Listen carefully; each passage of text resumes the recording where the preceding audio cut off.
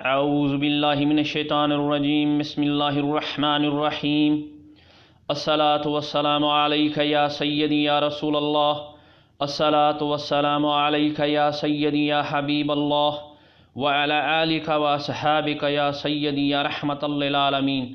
عزیز ساتھیو، آج ہمارا ٹاپک ہے کہ حضور علیہ الصلاۃ والسلام اور سیدنا حضرت ابو بکر صدیق رضی اللہ تعالیٰ عنہ کی اصلی تصویریں اس وقت کہاں ہیں۔ تو یہ جو ہے ٹاپک شروع کرنے سے پہلے میں حدیث شریف کا حوالہ دوں گا کہ حضور علیہ الصلاۃ والسلام اور حضرت ابو بکر صدیق رضی اللہ تعالیٰ عنہ کی اصلی تصویریں ہوا کرتی تھیں۔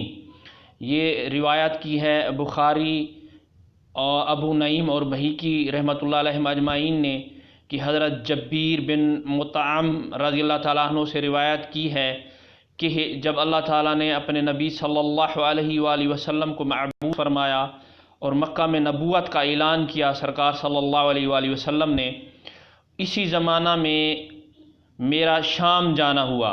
جب میں بصرہ پہنچا تو میرے پاس نصارہ کی ایک جماعت آئی اور مجھ سے پوچھا کیا تم حرم سے آئے ہو؟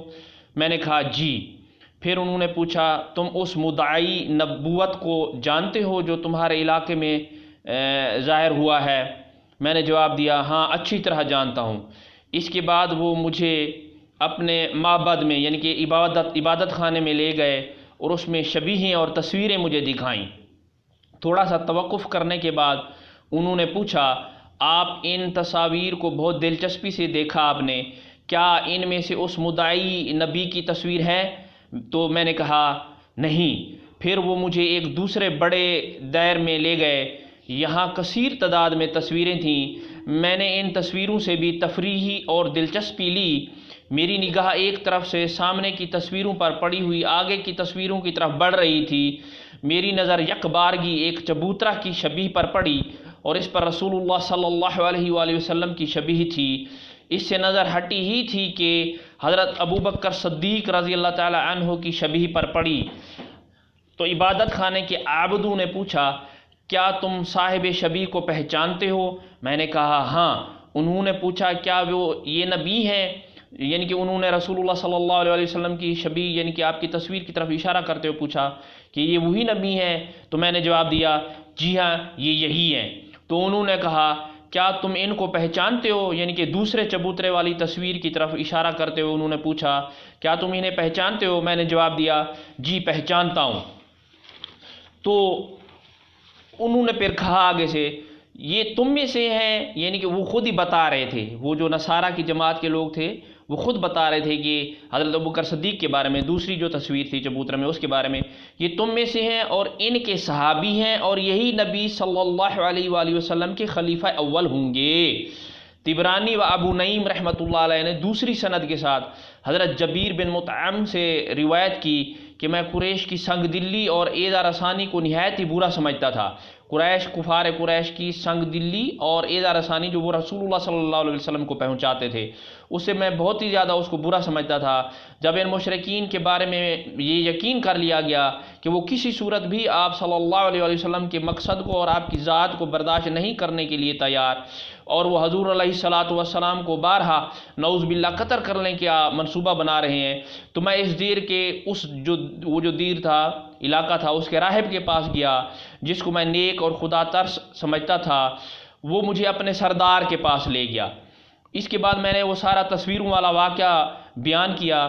کہتے ہیں کہ جب میں نے حضور علیہ الصلاۃ والسلام کی شبیہ دیکھی، یعنی کہ یہ آپ کے جو ہے نا وہ فرما رہے ہیں، آپ کے صحابی حضرت جبیر فرما رہے ہیں کہ جب میں نے حضور علیہ الصلاۃ والسلام کی شبیہ دیکھی تو میں نے کہا کہ اس شبیہ سے زیادہ مشابہ میں نے کوئی اور تصویر زندگی میں نہیں دیکھی۔ تو اس راہب نے مجھ سے کہا کہ کیا تم ڈرتے ہو کہ کفار قریش انہیں قتل کر دیں گے؟ میں نے کہا ہاں میرا یہی خیال ہے اور یہی ممکن ہے کہ شاید وہ قتل کر چکے ہوں معاذ اللہ۔ تو راہب نے کہا خدا کی قسم وہ لوگ ان کو قتل نہیں کر سکیں گے، البتہ وہی لوگ قتل ہوں گے جن کے قتل کا ارادہ وہ نبی صلی اللہ علیہ وآلہ وسلم فرمائیں گے۔ تو اس حدیث سے جو دو طریقوں سے روایت ہوئی ہے ہم نے ثابت کیا کہ نبی صلی اللہ علیہ وآلہ وسلم اور حضرت ابو بکر صدیق رضی اللہ تعالیٰ عنہ کی اصلی والی شبیہات تصویریں موجود تھیں، یعنی کہ نصارہ کے پاس. یہ یہود و نصارہ جو ہے نا، یہ اللہ کا فیصلہ ہے اللہ تعالیٰ کا کہ یہود و نصارہ اے نبی آپ کو ایسے ہی پہچانتے ہیں جیسے ہی اپنے بیٹوں کو پہچانتے ہیں. تو یہ ایک معاملہ. دوسرا معاملہ، ان کے پاس نسل در نسل یہ تصویریں بھی چلی آ رہی تھیں کہ یہ نبی ہوں گے اور یہ ان کے صحابی ہوں گے جن کو انہوں نے علیحدہ سے چبوتروں میں سجا کے رکھا ہوا تھا نا. تو اب آخر میں یہ سوال ہے کہ یہ اس وقت یہ تصویریں ہیں کہاں؟ تو پیارے اللہ تعالیٰ کی ذات نے جیسے وہ تابوت سکینہ ہے، انجیل شریف کا اصلی و نسخہ ہے، اور یہ جو حضور علیہ الصلاۃ والسلام کی تصویریں ہیں، یہ اللہ تعالیٰ نے اپنے مشیت HD کے تحت ان کو کہیں چھپا کے رکھا ہے یا آسمانوں پر اٹھا لیا ہے. یہ اللہ کی ہی ذات بہتر جانتی ہے.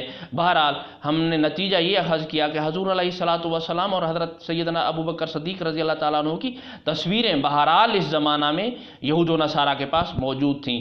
میری توقع ہے کہ آپ کو یہ آج کی ویڈیو اچھی لگی ہوگی.